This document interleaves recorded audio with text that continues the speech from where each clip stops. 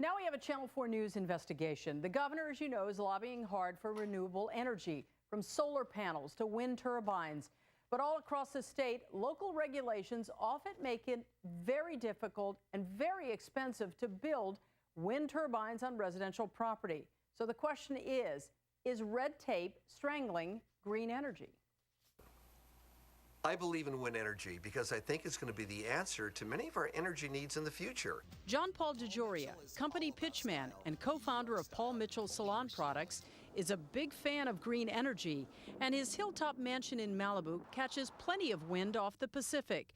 But he says Malibu planning authorities have blown off his efforts to set up a wind turbine. I've been working on this for almost 1 year right now. John Paul says they've tied him up in red tape, imposing one review requirement after another to resolve endless questions. Will the turbine kill birds, spoil the view, generate annoying noise? The process you have to go through in order to get that permit is not economically sensible. A basic permit costs around $2,000, but with all the added hurdles, John Paul will have to pay 5 times that amount to get final approval. And he's not the only one who feels exploited by the process. It drug on and on for 21 months. It was so frustrating. Furniture designer and collector Nicki Huggins built this green-friendly home in wind-blessed Topanga Canyon. She and her husband have finally gotten their turbine up and running, but only after battling what she describes as the excessive demands and incompetence of the local regulator, the LA County Planning Commission.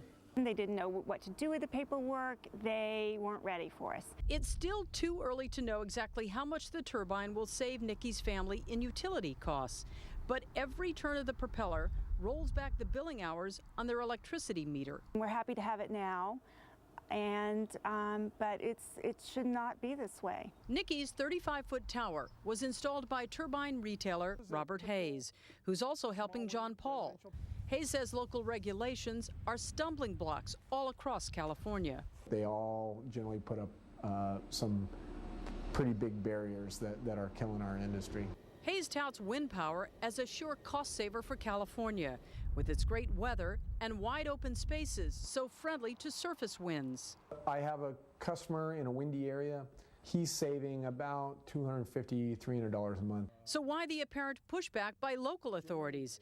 Hayes speculates some of them may simply be trying to generate badly needed public revenue by stringing out the application process and fee requirements.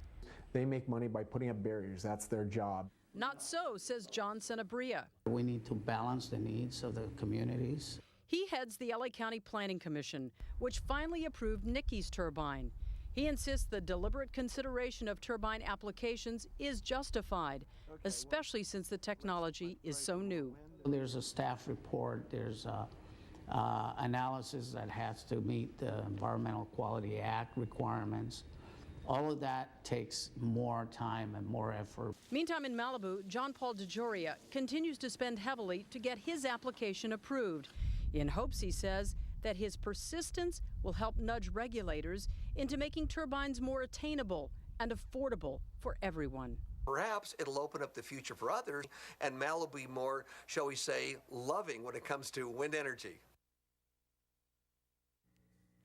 Top official of the Malibu Planning Department dismissed our question, saying that what we were asking about, the approval process for wind turbines, is not a news story. Incidentally, a turbine and its installation costs about $10,000. That's before all the permit fees.